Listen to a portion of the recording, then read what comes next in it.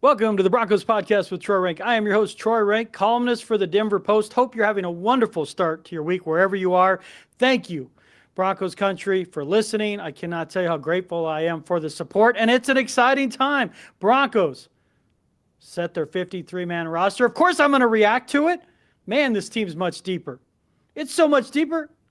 I spend time talking on this podcast about the punter. Yes, I do, but some interesting decisions that had to be made at running back. We told you all along Uwazurike was in trouble. Certainly that came to fruition when you look at how it broke down. And at defensive line, they go with 7, not 6.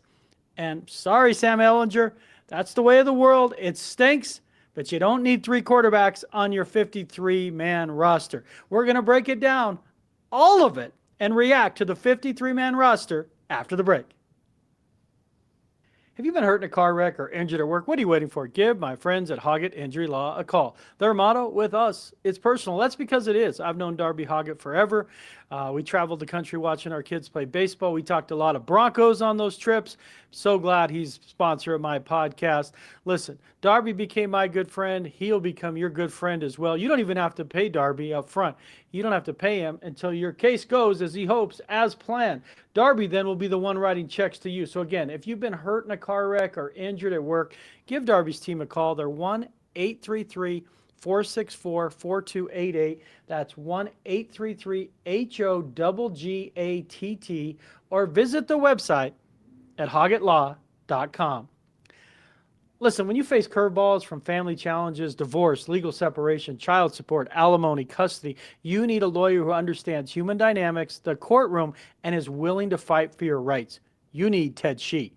A graduate of the Cal Berkeley Law School, Ted brings 40 years of courtroom experience and 20 years of family law into your corner. Ted has been a social worker, a police detective, but first and foremost, a trial lawyer. He's tried cases across the state and country. He has taught young lawyers the ins and outs of the courtroom for the National Institute of Trial Advocacy. Martindale Hubbell ranks Ted among the top lawyers in the country. You want an expert to navigate your family challenge? Call Ted. Ted's passion is putting you first. He will work to settle your case if possible, but he's not afraid to go toe-to-toe in a trial to protect your interest. Ted can be reached at TheoShih, that's Theo Shih at AOL.com, or write this number down, 303-475-2981. That's 303-475-2981. Ted promises to respond to your concerns within 24 hours, 365 days a year. Well, the Broncos had to make some decisions. And welcome back, Broncos country, to this podcast. Thank you from wherever you're listening, your car, your phone, on a walk with the dog, just getting some time away from work, on the laptop, whatever it is. Thank you. The support has been amazing, and I'm grateful. So thank you. It's about that time. Preseason's over. The 53-man roster, it's fluid, as you all know that listen to this podcast, but it has to set, and it's set right now. And there were some difficult decisions made. Let's get into the first one at running back. And I tried to tell you this if you listen to this podcast, and I'm not one that does the pat on the back thing, but when we were out there in June, it became very clear Uwazurike was in trouble. You know, when you cover sports for a long time, they don't need to say it. You just watch it, and when a guy's starting to get 4 team reps, he's in trouble. And when that guy's not part of the special teams rotation, he's in trouble, and that would be Uwazurike. I was bullish on Estime when they drafted him. I know this from talking to multiple sources in the building when they drafted him. When they drafted him out of Notre Dame, he had 17 touchdowns his last year there. They saw him as a power back. A guy, a physical power back, certainly could be a hammer around the goal line. That never materialized. Their vision for Estime and his vision of himself never totally overlapped. And it's not like Sean Payton didn't tell him this. There was at one point, you guys have heard the story probably, where he put a picture of Barry Sanders, above in Estime's locker, kind of crossed it out, and had a picture of Jerome Bettis, meaning the inference was clear. I don't need you to be Barry Sanders. I want you to be more like the bus, Jerome Bettis. And it just never took hold. I don't know if, Estime, it's not that he disputed it. I just don't think he saw that in himself necessarily. But when you're a 5th round pick and they tell you to run a certain way, as crazy as it sounds, you kind of be like, yes, sir. That's the way I'm going to do it then.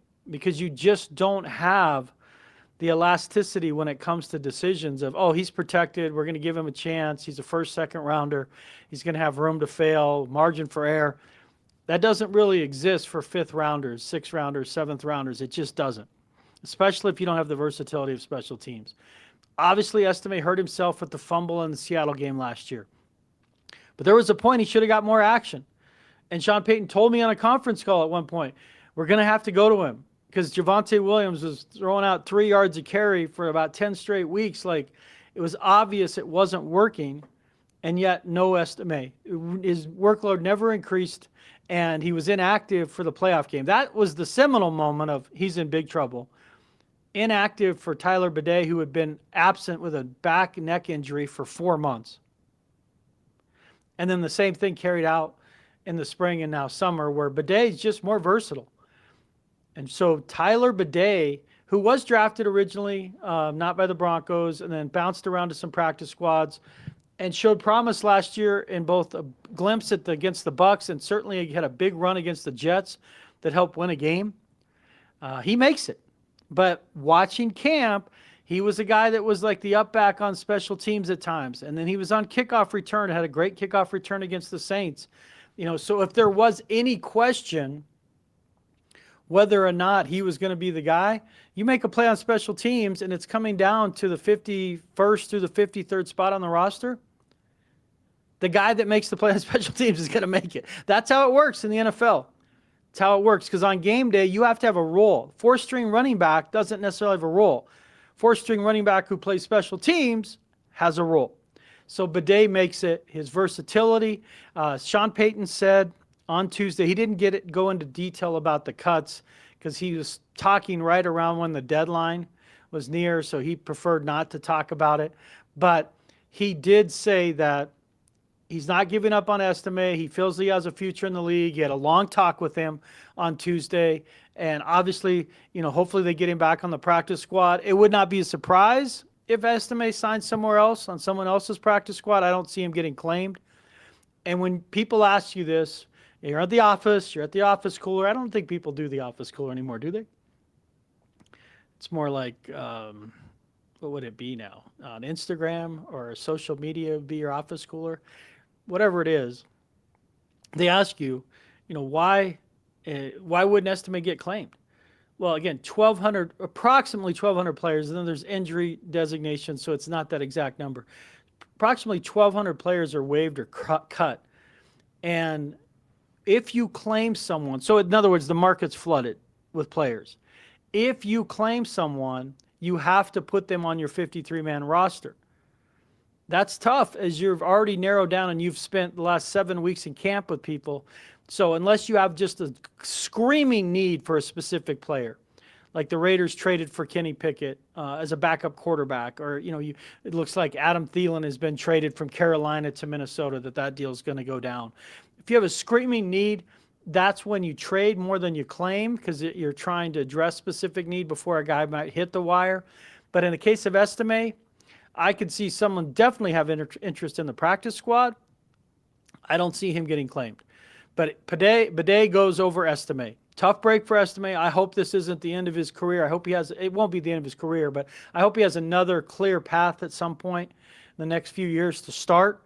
Part of the issue is he got into the league at 20. He's 21 years old. He's just really young. And I covered Ronnie Hillman, God rest his soul, when he was in the league as the youngest player.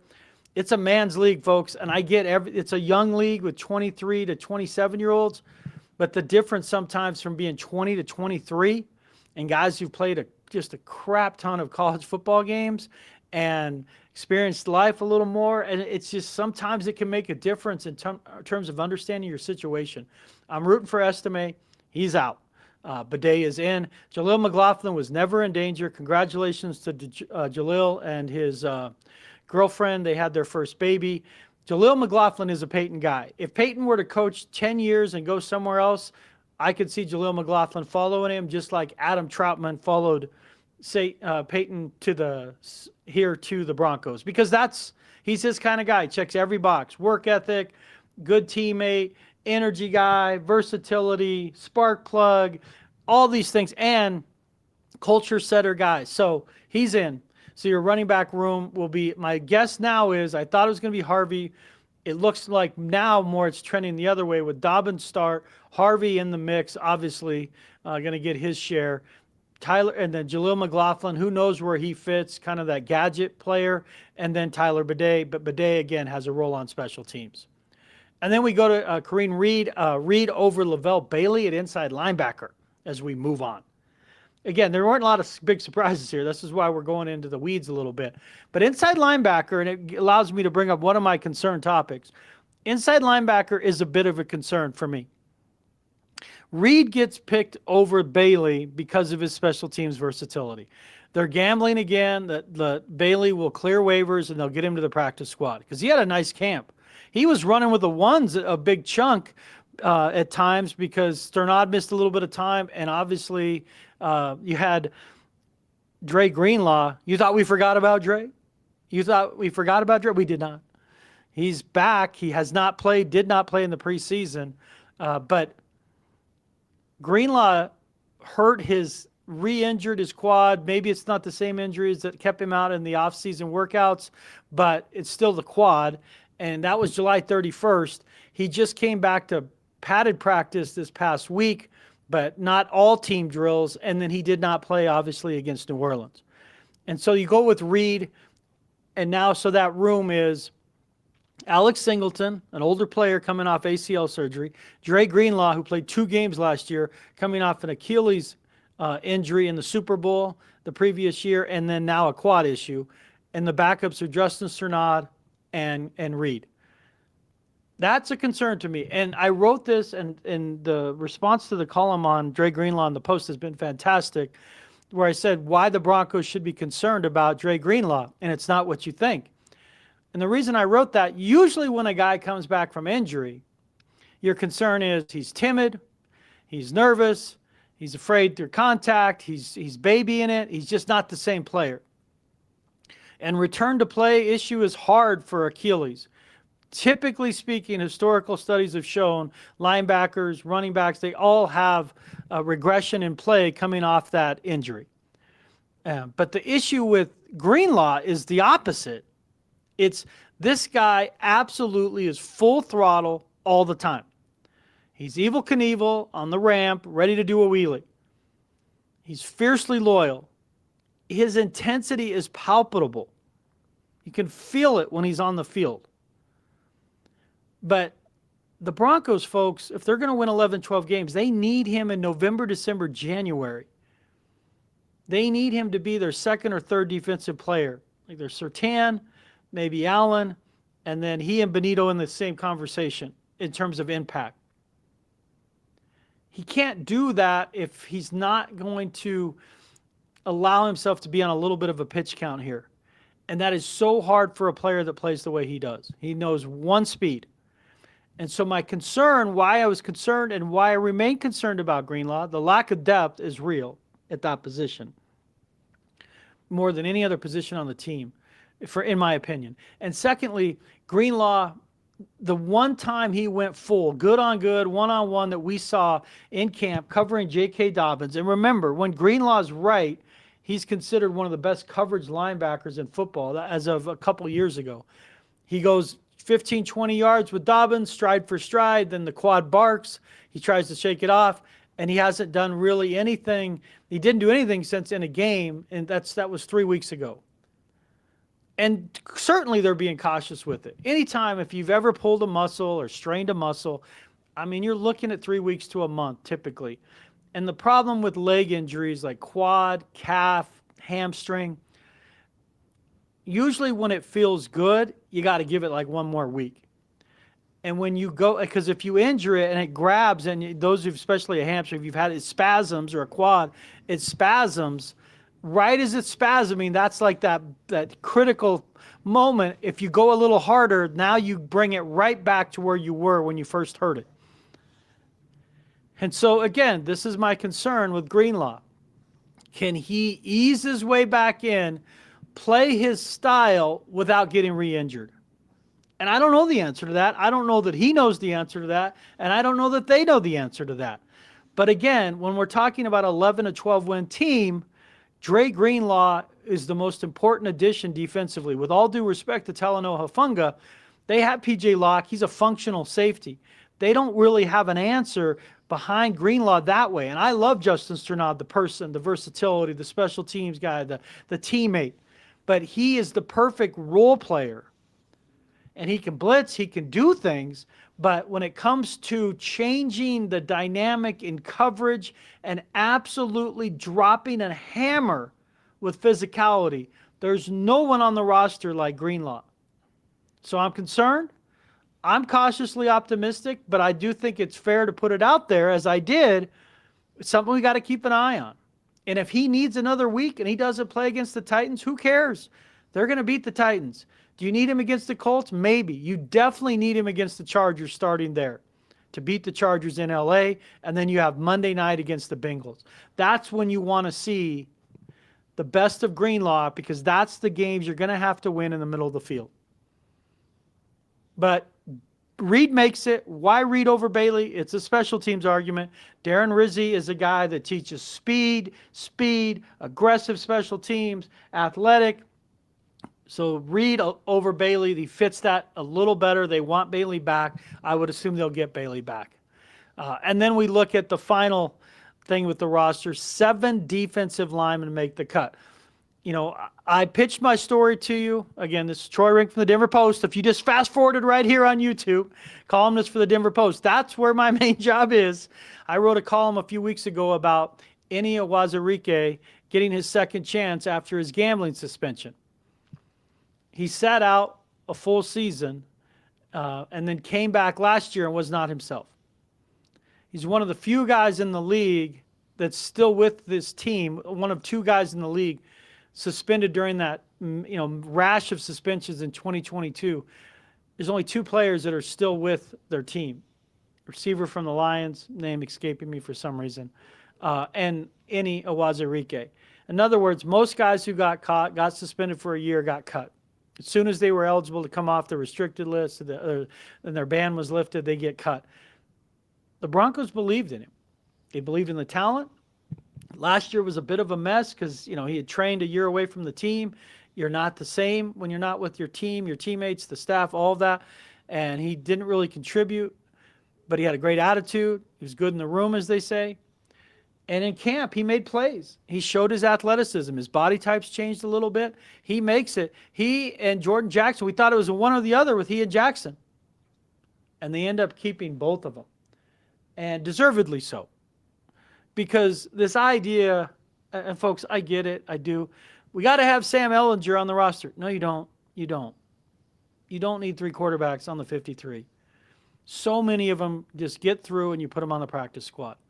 And remember, Ehlinger's like in his 4th, 5th year. This isn't Zach Wilson, who was the former number 2 overall pick.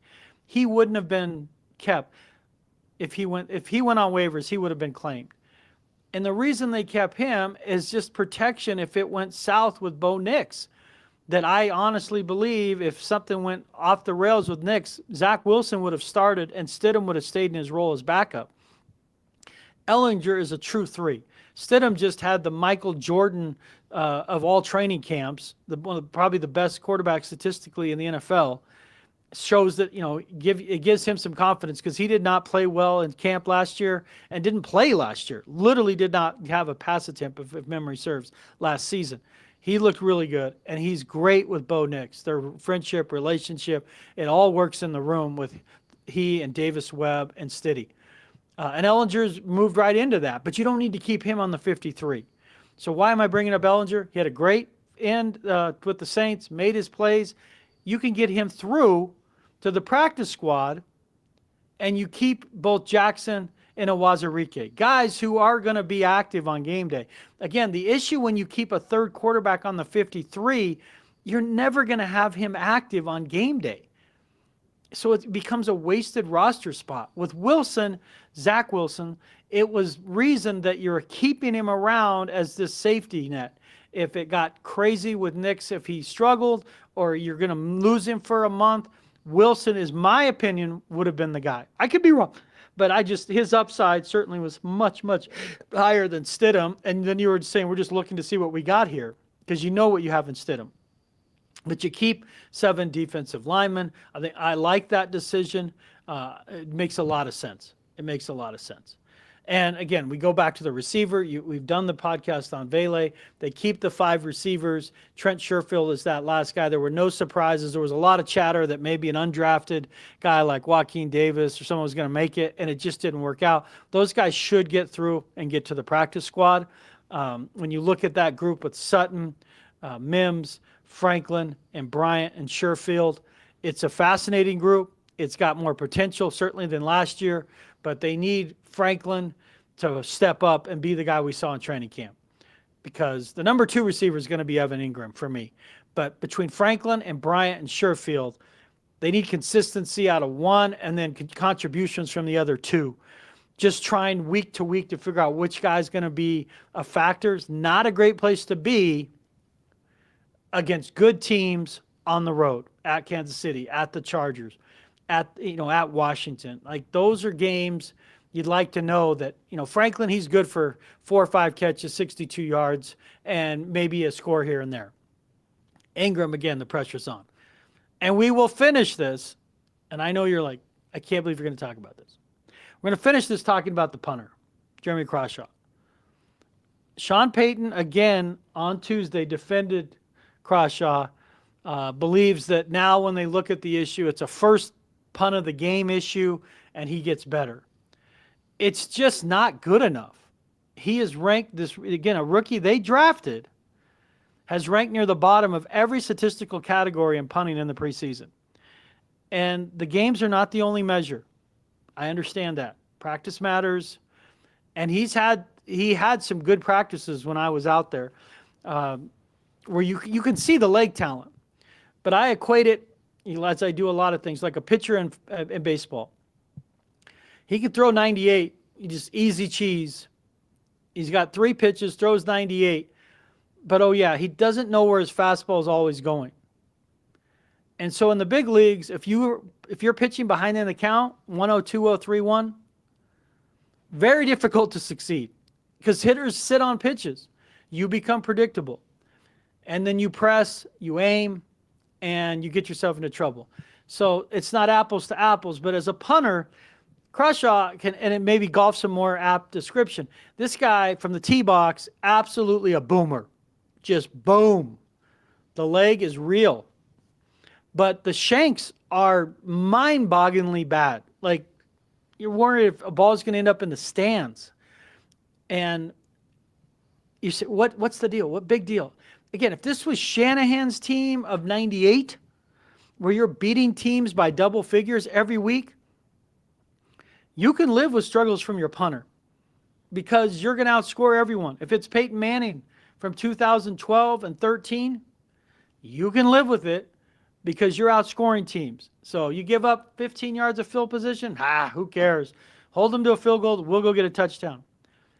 That's not this Broncos team. They're not the 15 team that's going to lean just on defense, a team that leaned on defense and field goals for large chunks of the season, and including the playoffs. But they're not capable of just scoring 35, 33, 34 points a game either. They don't look like that based on what we're watching right now. So the 10 yards, the hidden yards matter in punts. If a guy's getting if the other team's taking over at the 38 instead of the 25, that's a huge difference. Because the 38, 1 first down, and they're almost in field goal range. And so I'm concerned about Crawshaw. That I just haven't seen enough. Peyton is not. He takes special teams seriously. He brought in Darren Rizzi for that reason. He moved on from a good staff of special team coaches. One, left to the Jets. The other one they let go. But he wanted something different in special teams. And Will Lutz, he was nails on that. Clearly an upgrade over Brandon McManus. It's not comparable. But you move on from Dixon, and Dixon was just, he was shrugged shoulders. You always thought there was more there with Dixon. And he just was inconsistent enough to be like, man, there's something better out there. And from a talent perspective, Crawshaw is better. But talent doesn't win you games. It's execution. And I want to see it because I'm not worried about the Titans game. I'd hammer that for Broncos to win that. Again, I'm not a gambler. I think that line's 7. I'll be shocked if that score is not 28-10, 24 to 7, something along those lines, just with a rookie quarterback making his debut on the road against this Broncos defense. I'm not worried about Crawshaw in that game. It's when you start with the Colts game. It's, it's Danny Dimes. He's terrible. Again, road games are difficult to win in the NFL. And so often, NFL games are one-score games. Broncos were 1-6 in one-score games last year, folks. We talk about 2-7 against playoff teams. They were 1-6 in one-score games. A bad punt in the fourth quarter with 8 minutes left can be the difference in a one-score game. And that's why I'm pushing this issue on Crawshaw is like, why are we talking about the punter? Well, it's a reflection of they've got a deeper roster and they don't have a lot of questions at the roster. I mean, do you realize 39 guys who were on the roster to start last season are back? Sean Payton's got his guys. He's established the culture. He's got his type of players. 39 of the 53 were at the team at the start of 2024 last year. And, most of the new guys they added are just draft picks and specific needs in free agency. Dobbins, Halafunga, Ingram, and Greenlaw. So he's got his guys. So he knows what he's doing. This isn't an indictment of Payton. I just feel like his confidence in Crawshaw, he is seeing something we're not seeing. And in a league where one-score games are so frequent, you don't want to see him lose a game to a Colts team or a Jets or a Giants because of a punter. And usually that conversation is about a kicker. Like last year when, Justin, I can't think of his last name, I don't know what. The Ravens kicker, Hall of Fame, future Hall of Famer, suspended now, just total mess. The Ravens kicker, he was costing Baltimore games. We've seen that with kickers in the NFL. Punters, it's less obvious because you don't see it as points on the board. But I'm telling you, when you play good teams on the road, you got to be tight in special teams. And for so long, the Broncos stunk at special teams. It was just a dumpster fire. And when Peyton got here, it got fixed. They got way better quickly. It looked the right way. The discipline, the coverage teams were better, just across the board. Dixon wasn't great. And they obviously had the breakdown on the field goal attempt at Kansas City that cost them a game. That started kind of this look where they moved on from Kotwicki, and you got and Rizzi's in there. But as good as Rizzi is as a special teams coach, he can't fix the punter per se. And like this kid's just got to figure it out. He did at Florida, so it's not panic, but the watch is on right now. Like you can't wait 5-6 weeks for this kid to figure it out because you've got, again, 2 huge games coming up in September at Chargers and Monday night against the Bengals. He's got to be at that point in rhythm. But it's certainly something that bears watching. And the fact we're talking about the punter is good news, Broncos country, because that tells you the roster is just dramatically improved. You should be excited. You should be optimistic. You should believe this team could win. The floor is, for some it's 9, for me it's 10. I think the ceiling is 12. This is a team that certainly is in position that could win the AFC West, but being second in the AFC West and winning a playoff game as a wild card, there's no crime in that for this team where they are in this process. So some hard decisions made. I wish these guys would get cut the best. It is just difficult, especially for those whose careers coming to an end. You hope that they're able to deal with that. They've got the support system around them and understand, life is still a wonderful thing that can be lived without sports. And maybe your role is just in a non-player role, coach, mentor. I mean, there's just a lot of ways to contribute, or you got your degree in something and you move on. And for the guys who made it, I mean, this team's got a chance to be special. And you can see that. But now you got to go prove it. Don't talk about it. Be about it. Folks, I could not do this podcast without my great sponsors, Darby Hoggatt of Hoggatt Injury Law, Ted Shih of his family law practice. They're the best. If you have a need of the car wreck, injury to work, family law issue, please give them a call. Tell them I sent them, tell them Troy sent them their way. I would appreciate it. And of course, Nate Lundy, Danny Bailey of Mile High Sports. Danny's behind the screen. He does all this great stuff you see on YouTube with the headlines and the thumbnail clips. Danny's the best. Broncos country, I do this pod for you. Happiness, that begins with me. Go out there and have a great day.